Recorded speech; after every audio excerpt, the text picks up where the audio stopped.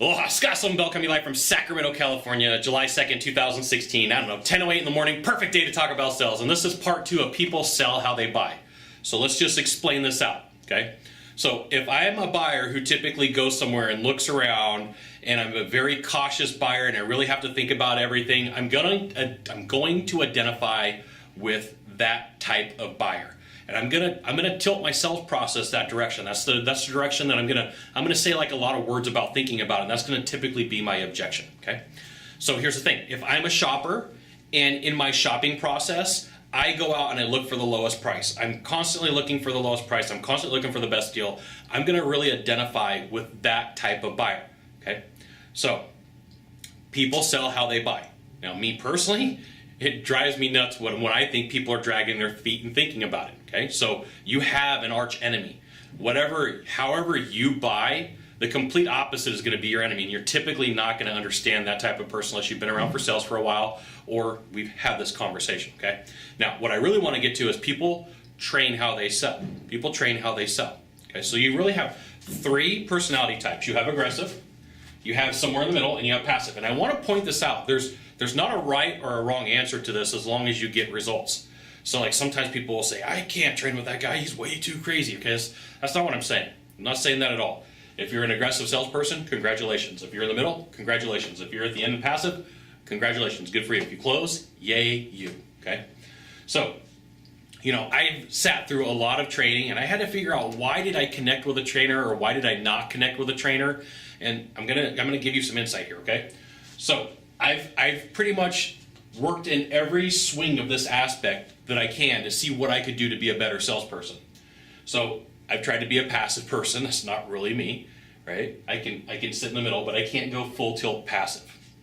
I've worked on being an aggressive salesperson, and that's really not my personality. I would probably peg myself somewhere like right in here, okay?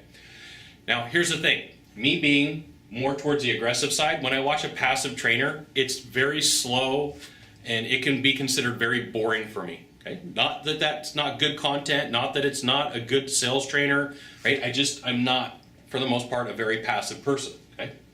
Now, conversely, when a passive person watches an aggressive sales trainer, the words uncomfortable come up, the words like, oh my goodness, this is pushing boundaries. These are all things that I have heard from watching people work with sales trainers and sitting in classes and asking questions about this process. Okay?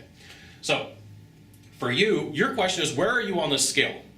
Are you an aggressive salesperson? Okay. Are you somewhere in the middle, or are you a passive salesperson? Where is your selling style? Because when you look for a sales trainer, what you're going to look for is someone very similar to you. Now, my challenge for you is to watch the other people. If you're an aggressive salesperson, do what you can to learn something from a passive person. And if you're a passive person, stick in there and watch for something for an aggressive person. Once again, the aggressive person is going to say that the passive person's training is very slow, very monotonous, and the passive person who's watching the aggressive sales trainer is going to say stuff like, oh my goodness, they're pushing boundaries and they're freaking me out. The challenge for you is to step out of your comfort zone and to do something different, to watch this stuff.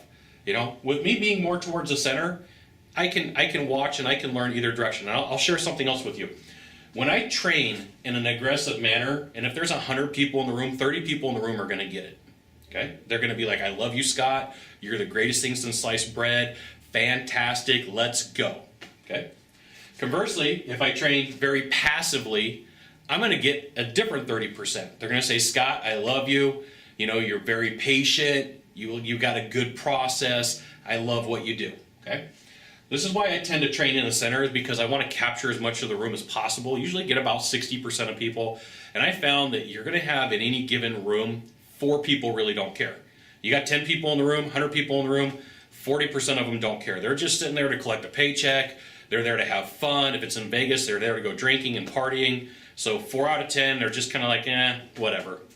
30% are going to find the aggressive path, 30% are going to find the passive path, and then it's going to go from there. So your challenge, once again, if you're aggressive, figure out how you can watch a passive salesperson and see if there's something you can learn from them. If you're passive, watch an aggressive salesperson and go from there. But if people sell how they buy, people train how they sell. Okay? Now, if you could do a small favor for me, in the box down below, leave a comment, question, or story. That'd be fantastic. To the right or to the left, there's a subscribe button. You know what you got to do. You got to subscribe. And then you can send it out to all your friends via StumbleUpon, Facebook, Twitter, Google+, why not even LinkedIn. Scott Sylvan Bell. We'll see you soon. Thanks for watching. Aloha.